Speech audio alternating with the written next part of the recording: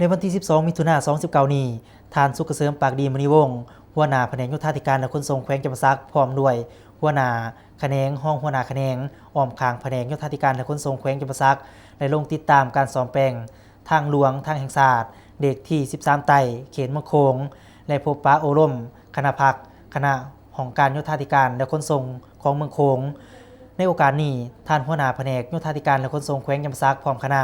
ก็ได้รับการรายงานเกี่ยวกับการจัดตั้งปฏิบัติเวียกงานโยธาธิการของเมืองโขงจากท่านบุญกวางแพงบุตรแก้วหัวหน้าของการโยธาธิการและขนส่งเมืองโขงซึ่งได้ยกให้เห็นถึงผลงานที่สามารถญาติมาไ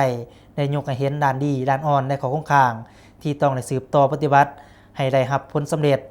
จากนั้นท่านสุขเกษมปากดีมณีวงศ์หัวหน้าแผนกโยธาธิการและขนส่งแขวงจำปาสัก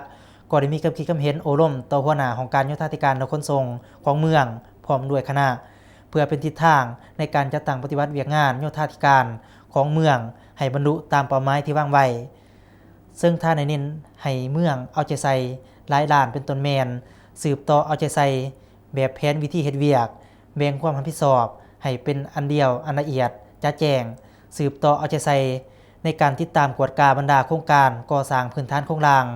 ต่างๆภายในเมืองให้มีความถูกต้องสอดคล้องกับระเบียบหลักการของกระทรวงโยธาธิการและขนส่งวางออกเอาใจใส่การคุ้มครองพาหนะขับขี่โดยเฉพาะแมนการขึ้นทะเบียนพาหนะการออกใบขับขี่ให้แก่นักขับขี่ภายในเมืองให้ได้ตามแผนที่วางไว้จากนั้นท่านหัวหน้าแผนกโยธาธิการและขนส่งแขวงจำปาสักพร้อมคณะ